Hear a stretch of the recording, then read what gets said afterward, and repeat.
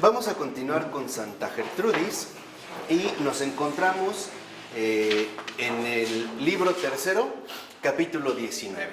Aquí vamos a entender también algunos aspectos que nos pueden ayudar a aclarar ciertas situaciones que hoy en día vivimos y que vale la pena aclararlas. La primera de estas cuestiones es cómo orar y saludar a la Madre de Dios. Entonces, lo primero que Gertrudis menciona es que en algún momento, mientras ella se recogía a la hora de oración y se preguntaba qué sería lo más agradable al Señor en esos momentos, el propio Señor Jesús le respondió: ponte junto a mi madre, que está sentada a mi lado, y alábala fervorosamente. Entonces, lo primero que debemos nosotros de reconocer es que el alabar con fervor a María es algo sumamente grato al Señor Jesús. Entonces, lo que le decía es: ponte al lado de mi madre, que está sentada a mi lado, y alábala fervorosamente.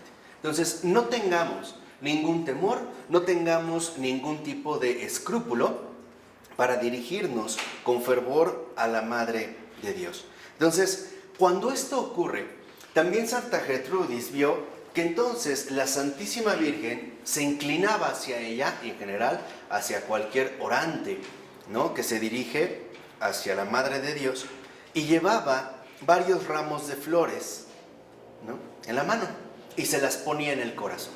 Entonces, cuando nosotros nos dirigimos a María, María responde a nuestras peticiones dándonos ramos de flores. Flores, en este caso, de virtud, y flores espirituales de virtud. ¿Qué flores contenían? La rosa de la caridad, la azucena de la castidad, la violeta de la humildad, el girasol de la obediencia y otras parecidas. Entonces, vamos a quedarnos con estas cuatro: la rosa de la caridad, la azucena de la castidad, la violeta de la humildad y el girasol de la obediencia. Entonces, veamos cómo se menciona la caridad, la castidad, la humildad y la obediencia. ¿Por qué, en primer lugar, la caridad? Porque es la virtud sobresaliente de la vida cristiana. Es esta caridad que va a abrir como una rosa y también va a aromatizar todo lo que se encuentre alrededor con esta fragancia. Entonces, la primera virtud que recibimos espiritualmente de María es precisamente la caridad. Segunda, la castidad. La castidad no es más que la pureza de corazón. O sea, el que nosotros realmente realicemos todo con un corazón puro. Y cuando se alcanza esta pureza de corazón, cuando todo nuestro ser está orientado hacia Dios. Porque al estar orientado hacia Dios, entonces precisamente esta pureza se obtiene con esta justa orientación. La humildad.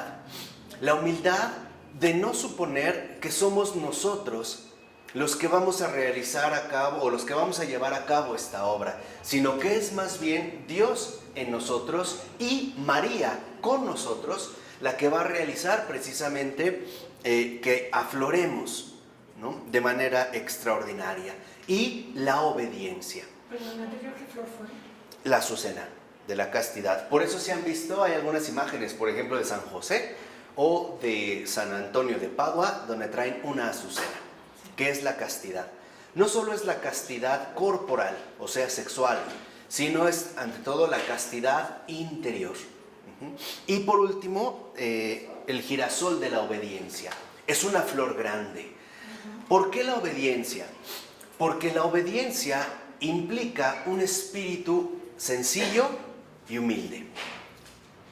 La obediencia es la virtud que llevan precisamente, ¿no?, los mansos y humildes de corazón.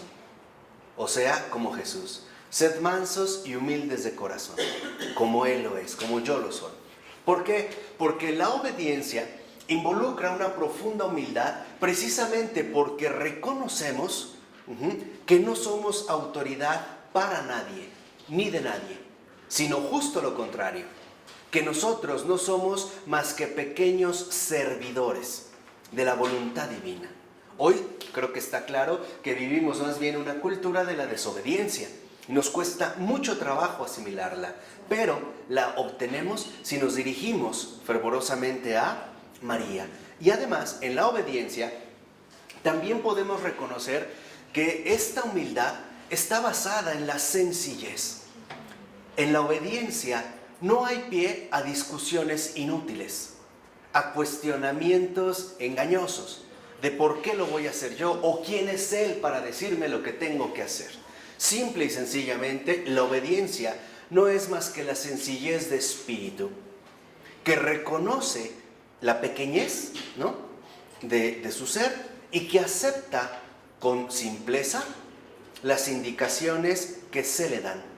De tal manera que nosotros deberíamos precisamente de ser muy cuidadosos con la obediencia. Cuando algo se nos pida o se nos solicite, lo tenemos que hacer de inmediato. No posponerlo, no interrogarlo, no cuestionarlo. Simple y sencillamente realizar este acto en sencillez. Ahora, no estoy diciendo con eso que vamos a hacer todo lo que nos digan.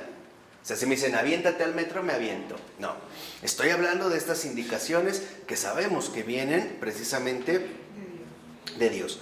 Por eso, lo que María le da a entender a Gertrudis y con ella a nosotros es cuán dispuesta está siempre a escuchar las súplicas de quienes la invocan. No hay un alma que no sea atendida por esta muy santa Madre de Dios. Ahora, en esta misma invocación a María, lo que vamos a obtener es una diligencia superior a todos los hombres para ordenar el conjunto de sus afectos, costumbres, sentimientos y todos sus movimientos. Y eso es precisamente lo que poseía María.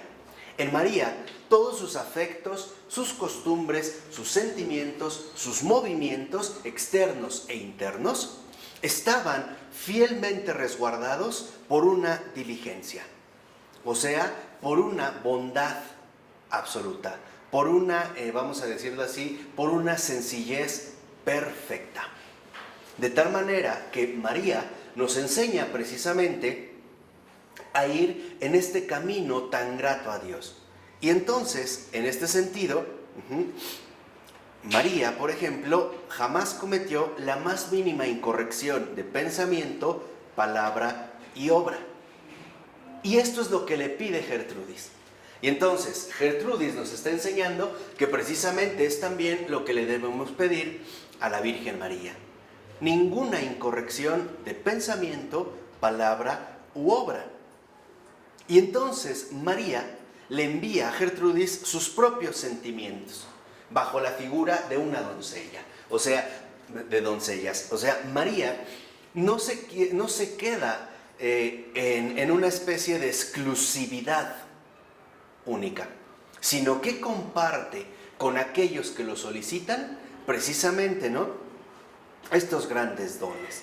¿Y para qué?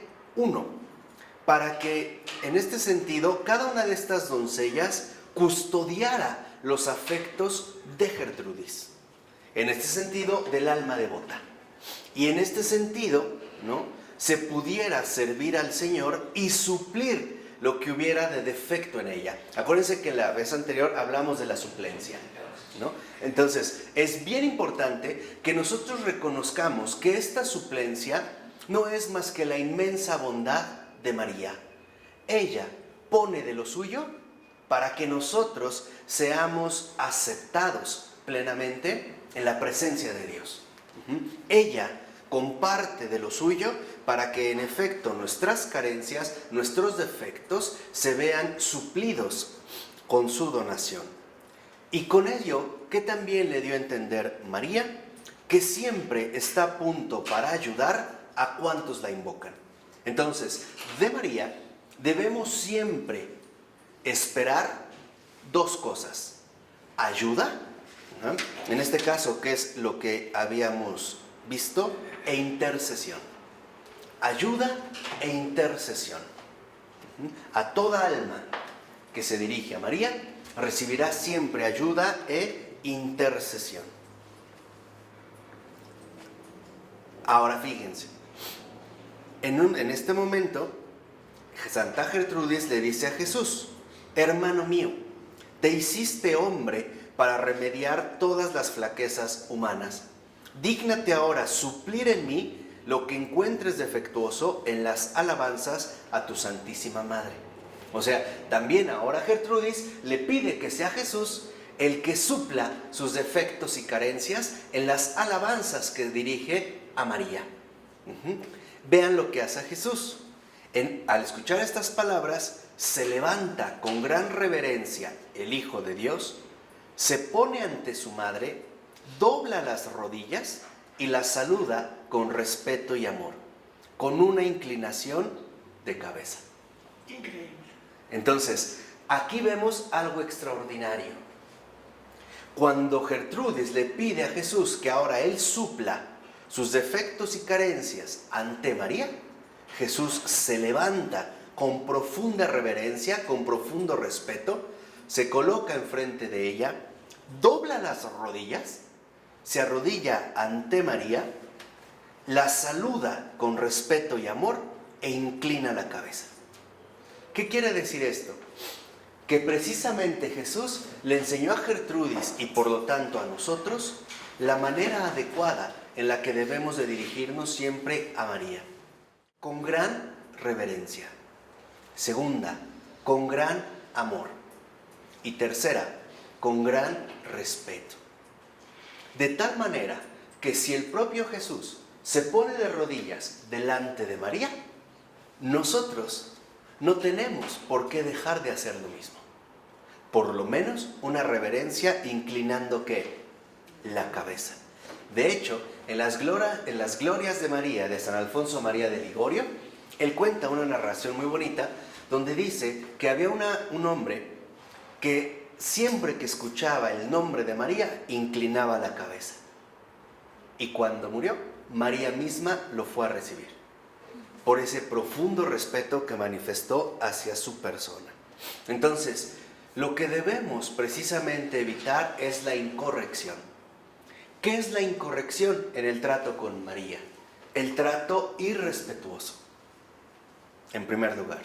Segunda, la falta de reverencia e incluso el desprecio. El no tomarla en cuenta, el decir que ella no es importante y que nos vamos a dirigir únicamente al Hijo de Dios, ¿no? Hacerla precisamente de lado. Y la Virgen le enseñó que si alguien la saluda devotamente diciendo, y esto lo voy a anotar para que se lo graben y lo repitan, y también para que lo transmitan y lo promuevan. Si alguien se dirigía a María diciéndole, Cándida Azucena de la Trinidad,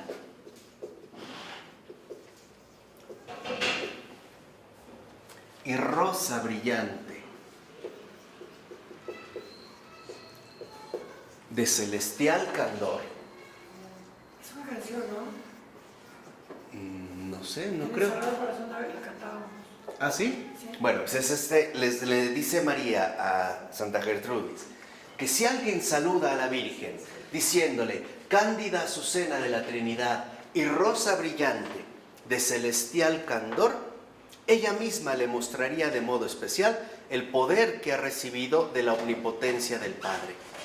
Le enseñaría cuántos recursos ha recibido de la sabiduría del Hijo para lograr la salvación del género humano. Y con qué inestimable abundancia se llenaron sus entrañas de misericordia por la bondad del Espíritu Santo. En pocas palabras, quien salude así a María con devoción, recibirá de ella misma nada más y nada menos que los tesoros extraordinarios que la propia Trinidad depositó en ella. Y vean lo que le dijo la Virgen.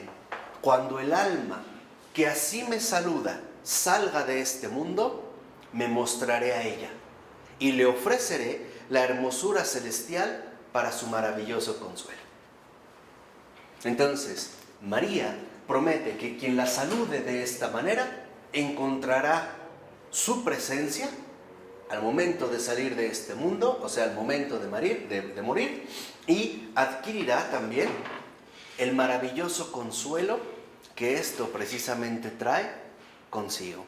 Entonces, no solo tenemos intercesión y apoyo, también tenemos ya una fuente inagotable de consuelo. Por eso Santa Gertrudis agregó un poco más a este saludo y le dijo: salve, cándida Azucena, de la radiante y siempre serena Trinidad, rosa brillante de celestial belleza, de la que quiso nacer y amamantarse con su leche el Rey de los cielos. Alimenta nuestras almas con flujos divinos. Entonces, cuando nosotros decimos cándida Azucena de la Trinidad y rosa brillante de celestial candor, vamos a agregar: alimenta nuestras almas con flujos divinos.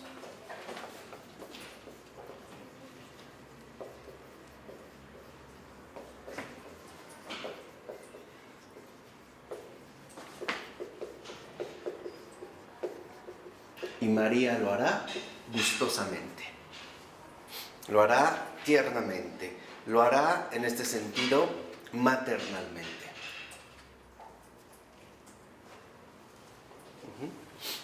Y en este precisamente acercamiento a María, hay un momento en el que ella pareciera que temiera, ¿no?, como que hubiera algún desorden en este afecto en particular.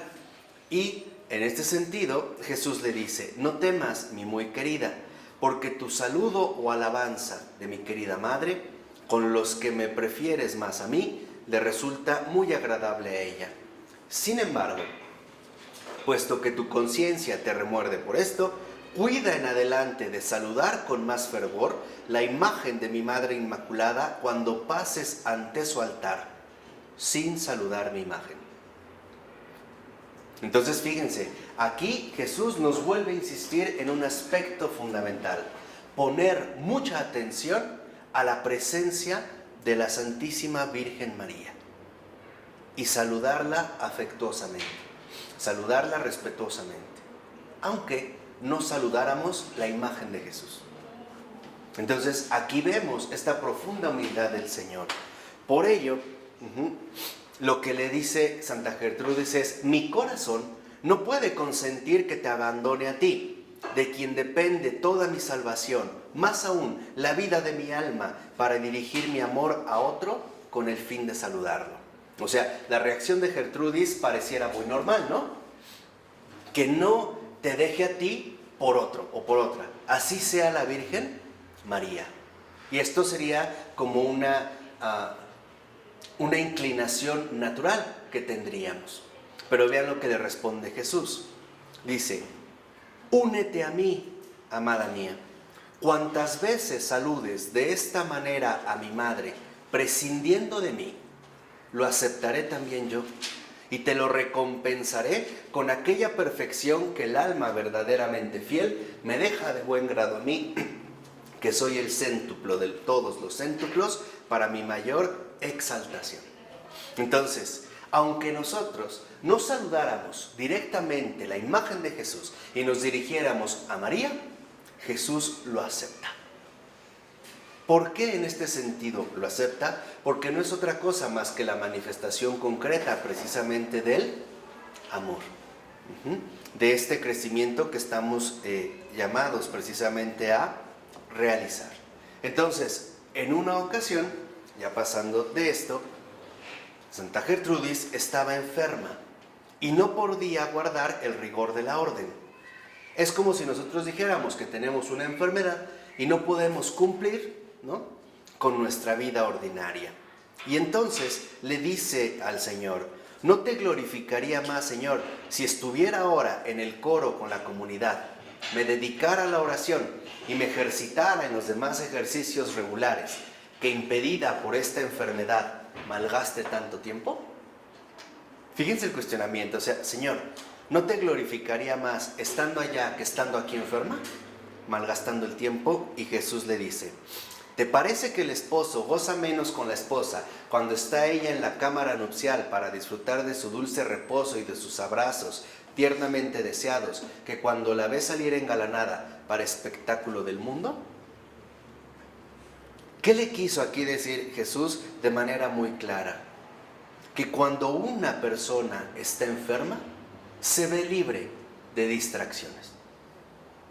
Y por lo tanto, es quizá el momento más oportuno para unirnos a la presencia de Cristo en la vida.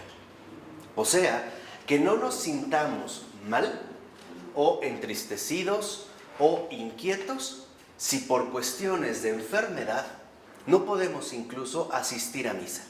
Ya hasta Santa Gertrudis nos dijo que cuando no íbamos a misa, ¿cómo se celebraba esta misa? Ya lo vimos en una ocasión.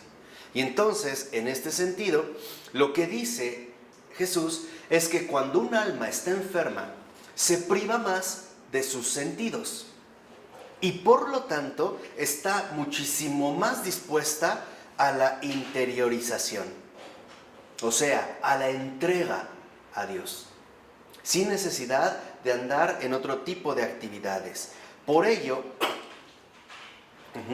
se complace más Dios en el hombre cuanto menos encuentra el hombre en qué poder gozarse o deleitarse vanamente en sí mismo.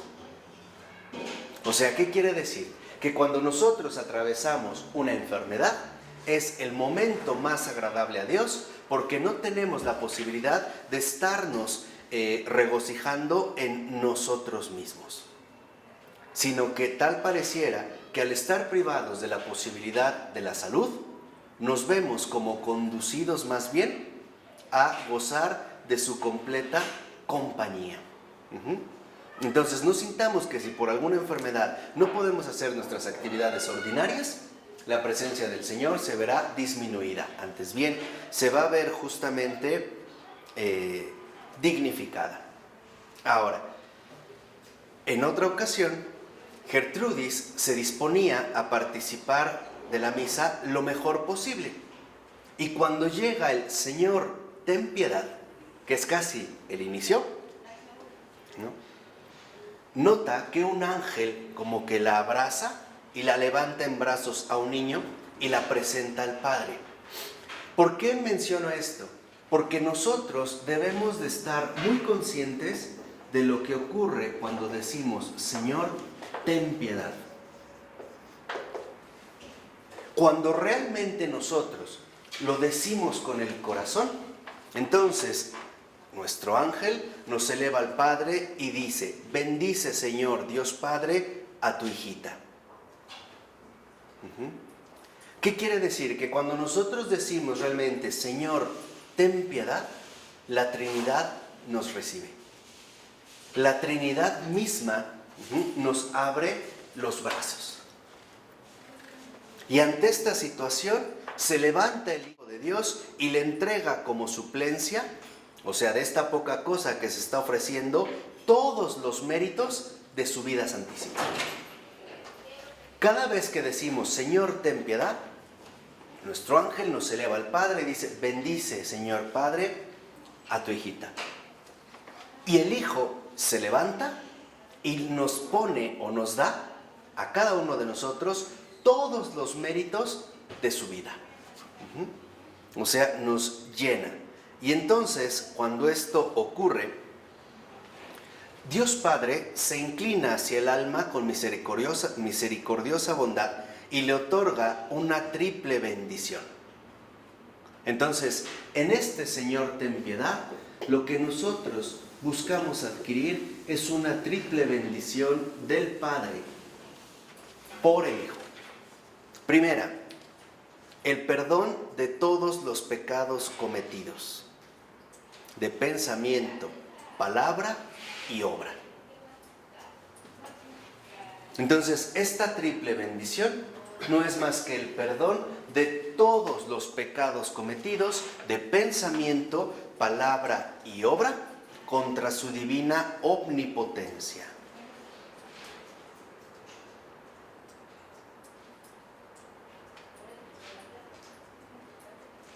Entonces, con ello nos podemos dar cuenta de qué manera agrada a Dios Padre que alguien le ofrezca la vida perfectísima de su Hijo.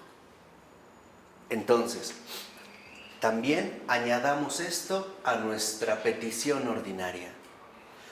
Cada vez que tú pidas por una persona, te pido por fulano o sutano, Padre, yo te ofrezco todos los méritos de la vida santísima de tu Hijo. Entonces, dime. No, ese es el rosario de la misericordia. El Señor te pide de nosotros y del mundo entero. Claro. Padre, yo te ofrezco el cuerpo, el alma, ¿no? El cuerpo, la sangre, el alma y la divinidad de tu muy amado Hijo nuestro Jesucristo. Exactamente. ¿Por qué? Porque esto es lo que agrada más al Padre. Podríamos decir, pero entonces, ¿es que el Padre solo acepta lo que viene de su Hijo? Sí y no. Sí, porque en efecto es el reconocer que Cristo nos ha salvado. Y quien ofrece los méritos de Jesús es porque es tan sincero que reconoce que Él no es digno, ni siquiera de dirigirse al Padre. Y eso no es más que un alma humilde. ¿De acuerdo? Reconoce su pequeñez y su sencillez. Y esto es lo que precisamente a nosotros nos pone en orden en la relación con el Padre. Después, este mismo ángel se dirige al Hijo y le dice, bendice, Hijo del Rey, a tu hermana. Entonces, recibimos una bendición como hijos del Padre. Recibimos también una bendición como hermanos del Hijo, de Dios Hijo. Y del Hijo también se reciben una triple bendición para remisión de todos los pecados cometidos contra la sabiduría de Dios. Entonces, el Padre nos perdona todos los pecados cometidos por palabra, ¿no? Pensamiento, palabra y obra contra la omnipotencia. El Hijo nos bendice para el perdón de todos los pecados de pensamiento, palabra y obra contra la sabiduría. Y finalmente también el ángel presenta al alma al Espíritu Santo y le dice, bendice, amigo de los hombres, a tu esposa. Entonces, como hijos, como hermanos y también como esposos o esposas del alma. Y aquí es del Espíritu. Y el Espíritu también otorga una triple bendición por todos los pecados cometidos de pensamiento, palabra y obra contra la bondad de Dios.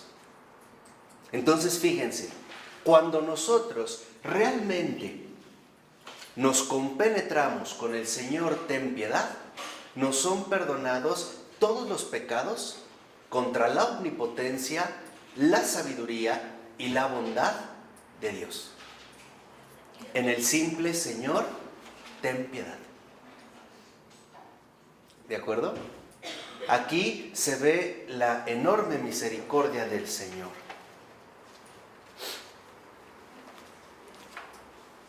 Señor, ten piedad, nos da una triple bendición que en realidad se convierte o se multiplica en 9. 3 del Padre, para el perdón de todos los pecados cometidos contra la omnipotencia. 3 del Hijo, como hermanos, para el perdón de todos los pecados cometidos contra la sabiduría. Y 3 más del Espíritu Santo para el perdón de todos los pecados cometidos contra la bondad de Dios. Entonces, en este Señor, ten piedad, debemos de tomar en cuenta la omnipotencia, la sabiduría y la bondad de Dios. Y esto nos alcanza el auténtico perdón. El triple perdón del Padre, el triple perdón del Hijo y el triple perdón del Espíritu Santo.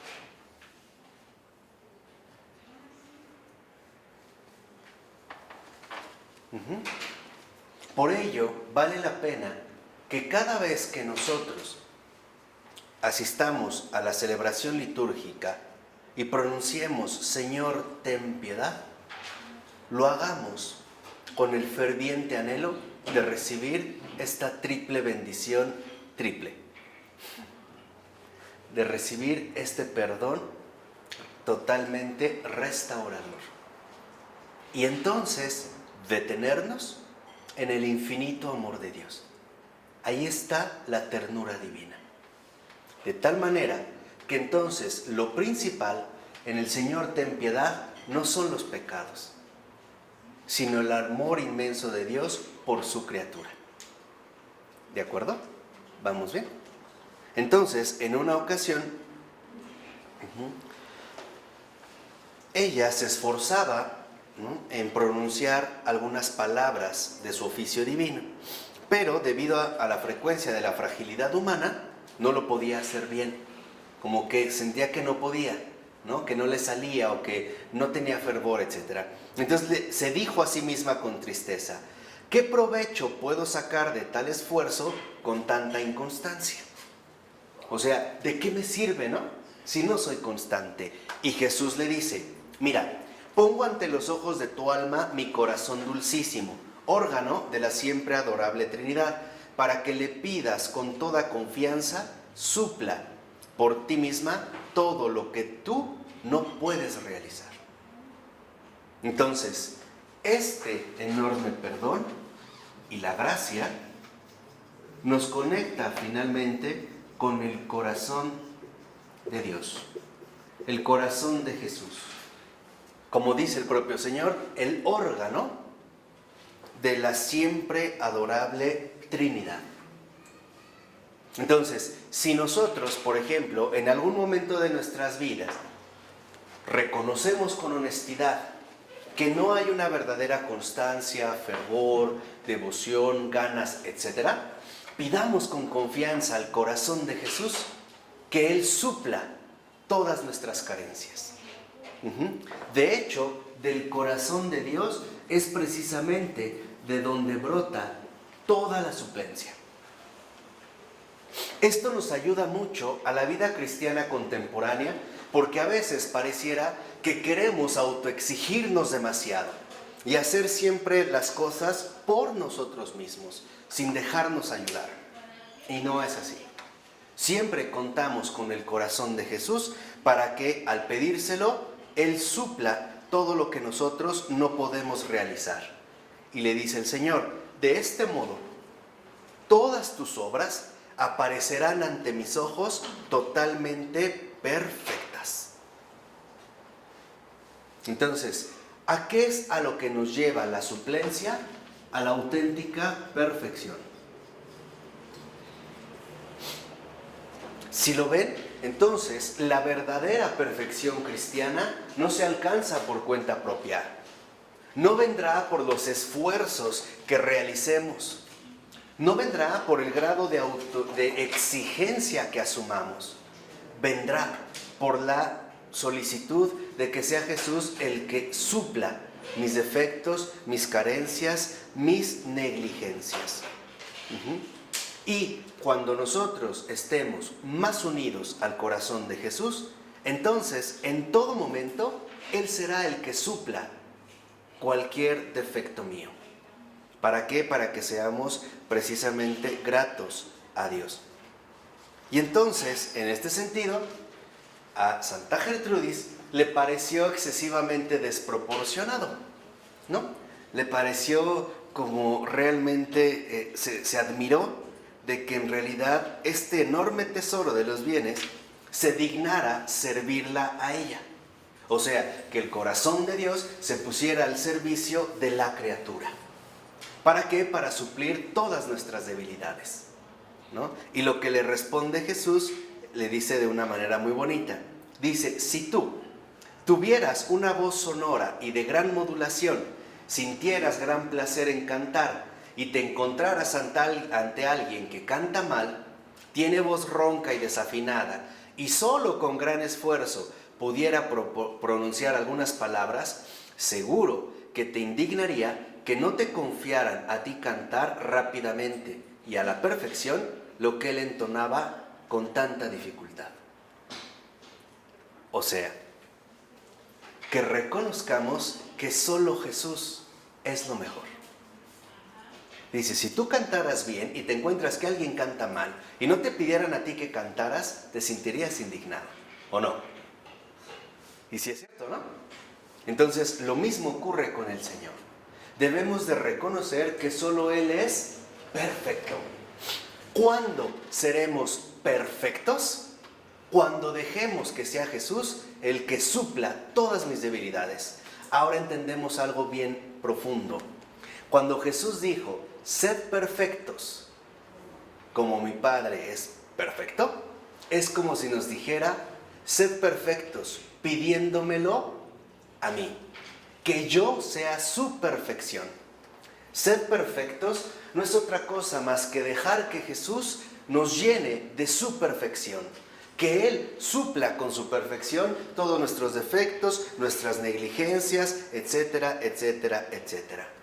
De tal manera que entonces, le dice Jesús, de igual modo mi divino corazón, conocedor de la fragilidad e inestabilidad humanas, desea y espera siempre con anhelante deseo que tú le encomiendes, si no con palabras, al menos con alguna señal que supla y realice en tu lugar lo que tú te sientes incapaz de realizar. Entonces, la suplencia, esta perfección, es un deseo ardiente de Dios mismo. Arde en deseos que le pidamos que sea Él el que literalmente nos eleve a la perfección. ¿Por qué? Porque cuando realmente le pedimos que sea Él, es porque confiamos en su omnipotencia, en su bondad, en su ternura, en su amor, en su cariño. Y nos reconocemos como esos niños que todo lo esperan de su Padre. Por ello es importante que siempre nos dirijamos a su corazón para que Él supla todos mis defectos. Por ello, en pocas palabras, no es más que la inmensa ternura de su bondad a lo que nos lleva precisamente la suplencia.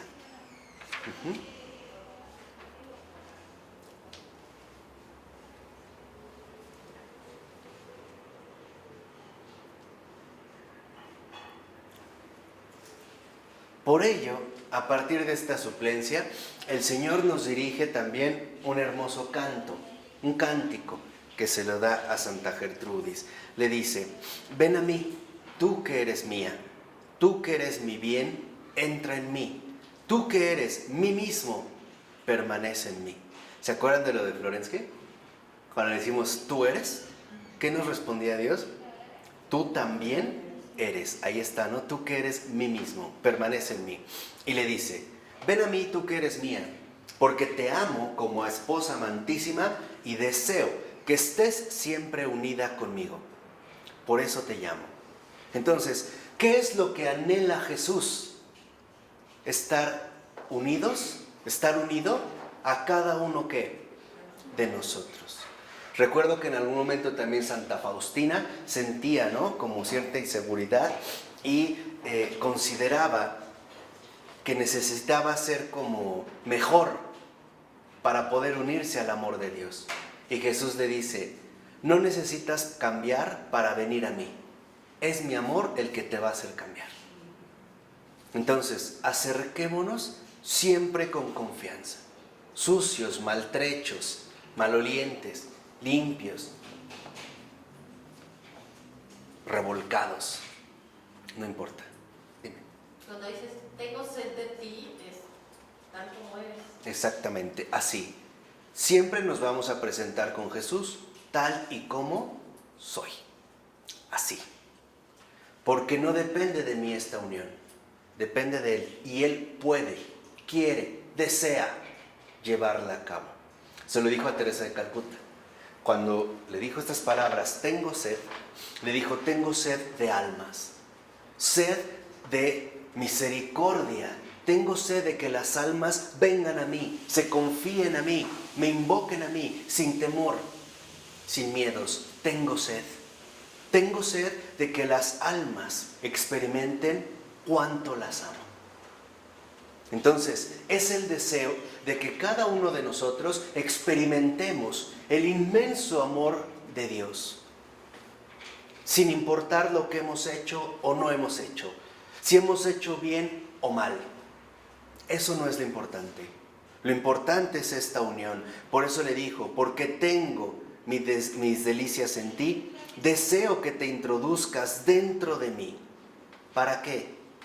Para que encuentres la alegría perfecta de mi corazón. Y esta es la alegría perfecta. La alegría perfecta no es más que la unión con Dios ya en la tierra. Y ese es el deseo del corazón de Dios, que nosotros conozcamos la verdadera alegría. La alegría que nos lleva precisamente a experimentar la inagotable misericordia de Dios. Por eso dice, ¿no? Deseo que te introduzcas dentro de mí, para encontrar esta alegría perfecta de su corazón, y que Él precisamente quiere derramar sobre todos y cada uno de nosotros. Y le dice, porque yo, Dios amor, te elegí.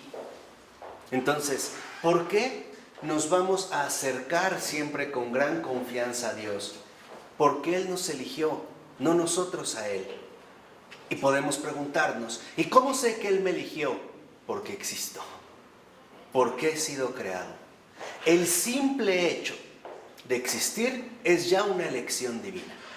Es ya justamente una elección de Dios. De tal manera que no depende mi vida para realizar este encuentro. Depende de su amor el que este encuentro en efecto se lleve a cabo. Y le dice, deseo que permanezcas conmigo en una unión indisoluble. Y esa es la alegría. Una unión indisoluble con el corazón de Dios, con el corazón de Jesús. Una unión indisoluble. Y aquí es donde nosotros debemos crecer en el amor cristiano. Si de repente nosotros cometiéramos un pecado, alguna falta, alguna recaída, algo grave, algo extremadamente grave, matamos a alguien, hundirnos más en el amor de Dios. Ese es el mensaje de la misericordia Santa Faustina. Ese es su mensaje. Por muy grave que nos parezca el pecado, que eso no nos distraiga del amor eterno de Dios. De tal manera que debemos creerle a Él, no a nosotros. Porque humanamente podemos decir, Dios ya no me ama. Hay gente que dice, no tengo perdón de Dios. No, claro que sí. Haya hecho lo que ¿qué? Lo que haya hecho. Solo debo aspirar a la unión indisoluble con el corazón de Dios, con su amor. De tal forma que entonces, si lo ven cómo se ve el mismo espíritu, debemos renunciar a la propia subjetividad. Dios es amor. Y no depende de mí, depende precisamente de Él. Y esto es justo lo que le está diciendo a Santa Faustina, a Santa Gertrudis. De tal manera que cuando en efecto se lleva a cabo esta unión indisoluble, le dice Jesús, yo mismo que soy llamado roca, seré la piedra a la puerta de todos tus sentidos. O sea, Él mismo nos va a resguardar y pondré soldados para guardarte, a saber, mis mismos afectos, que guardarán en adelante tu corazón de todos tus malos deseos y actuarán en ti según mi poder para mi gloria eterna. Entonces, cuando se alcanza esta unión indisoluble, quiere decir que ahora son los afectos de Jesús los que resguardan mi corazón. De tal manera que cuando esta unión indisoluble es plena, aunque quisiera desviarme, ya no puedo. Porque mis afectos son los afectos de Jesús. Mis pensamientos son los pensamientos de Jesús. Mis obras son las obras de Jesús.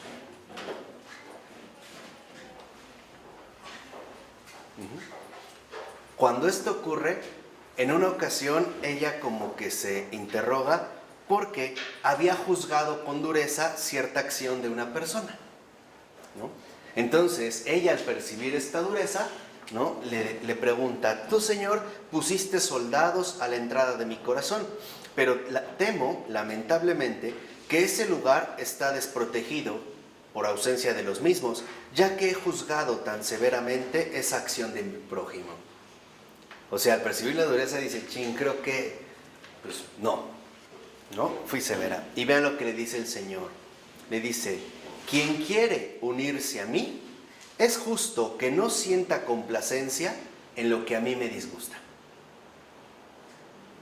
Entonces, esta unión indisoluble nos lleva también a reconocer que vamos a compartir los mismos sentimientos de Jesús.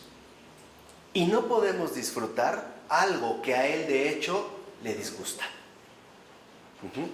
Así que no debemos también en este sentido espantarnos con estos propios criterios. Por ello, le dice ahora Jesús, en esta unión indisoluble, le dice a Santa Gertrudis: has oído de algunos que nunca se apartaban del templo, comían e incluso dormían en él, como Santo Domingo. Entonces, cuando ya estamos en esta unión indisoluble, nosotros ahora vamos a permanecer en este templo. Y fíjense de qué templo se trata. Le dice a Gertrudis: elige, si te parece, algunas partes de mi cuerpo en las que puedas vivir tu vida diaria de retiro. Entonces, el templo es el cuerpo de Cristo. Y ahí es donde nosotros vamos a vivir este retiro. ¿Por qué? Porque no estamos o no hemos sido nosotros llamados a una vida conventual. Y dice: ¿de qué manera? ¿No? Le dice, por ejemplo, en el caso de ella sigue las palabras del Señor y escoge como lugar o claustro para pasear los pies del Señor. Fíjense cómo es ese templo en esta suplencia. Ahora en su templo, cuando quiere pasear, cuando quiere un lugar para moverse, escoge los pies del Señor. Ahí está su templo. Ahí es donde va a poder llevar su vida diaria de retiro. Como lugar de trabajo, sus divinas manos. Como locutorio o sala capitular, la boca del Señor. Sus ojos como lugar de estudio y lectura. Los oídos del Señor para confesar en ellos sus faltas. Entonces vean cómo precisamente este cuerpo de Cristo no es más que el templo vivo de nuestra residencia. Sus pies, sus manos, sus ojos, sus oídos, su boca. ¿Así estaba en Jerusalén? No, estaba en Jerusalén, no, aquí. Entonces, de esta manera, precisamente, el cuerpo de Cristo para nosotros representa el templo vivo en el cual vamos a morar siempre. Ahí vamos a dormir, ahí vamos a despertar, ahí vamos precisamente a vivir. Y el Señor le enseña también cómo debe subir a ese tribunal después de cada falta, como por 5 peldaños de humildad. Fíjense, subir, no bajar. Son 5 peldaños. Cuando a pesar de que se viva aquí, en el reconocimiento de las faltas, el Señor le da como 5 peldaños para que vaya subiendo. Y ahí viene también lo que decía el Señor: al que se engrandece, se humilla. Y al que se humilla, escuchen los 5 peldaños. El primero, ¿qué le enseñó Jesús a decir? Y con ello a nosotros: soy vil. El primero, pecadora, pobre, mala e indigna. A ver, de nuevo. Soy vil. No, ese es el primer peldaño. El reconocimiento ante este cuerpo en el templo. Antes de entrar a este templo, vamos a decir: soy vil. Es el primero, ¿no? El primer escalón. Segundo, pecadora o pecador.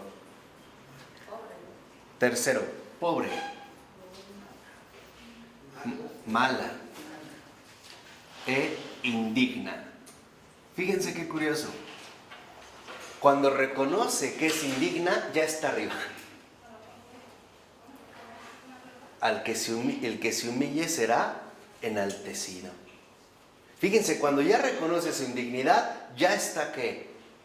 Arriba. Y cuando esto ocurre, le dice, vengo a ti. Cuando esto se ha reconocido, soy vil, pecador, pobre, malo, indigno, le agrega, vengo a ti. Ontanar desbordante de bondad, para ser lavada de toda mancha y purificada de todo pecado. Amén. Fíjense qué bonita oración. Cuando llegamos aquí a indigna, lo que sigue es, vengo a ti.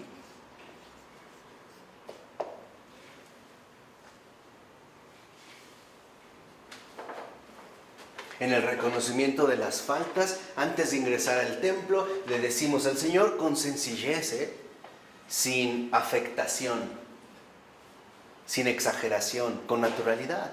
Soy vil, pecadora, pobre, mala, indigna. Nada de que no te merezco, no. Vengo a ti. Vengo a ti. Ontanar, fuente desbordante de bondad. Y le vamos a decir, lávame de toda mancha y purifícame de todo pecado. Amén.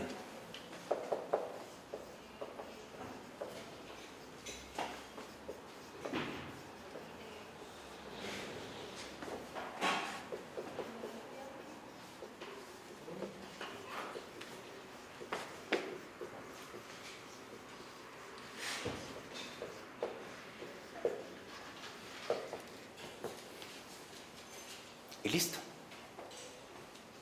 Con esa sencillez, vengo a ti. De hecho, ya para terminar, vengo a ti, este reconocimiento de las faltas con sencillez, esta escalerita, precisamente que son los escalones para el templo, para ingresar al templo, al Sanctum Sanctorum, que no es más que el encuentro con Dios, vengo a ti, lávame de toda mancha y purifícame de todo pecado. Amén. Es una excelente introducción para la oración. Háganlo una semana y van a ver. Háganla, esta oración, antes de iniciar la oración. Empiecen, si pueden, si nada se los impide, de rodillas. Señor, soy vil, pecador, pobre, malo, indigno. Vengo a ti.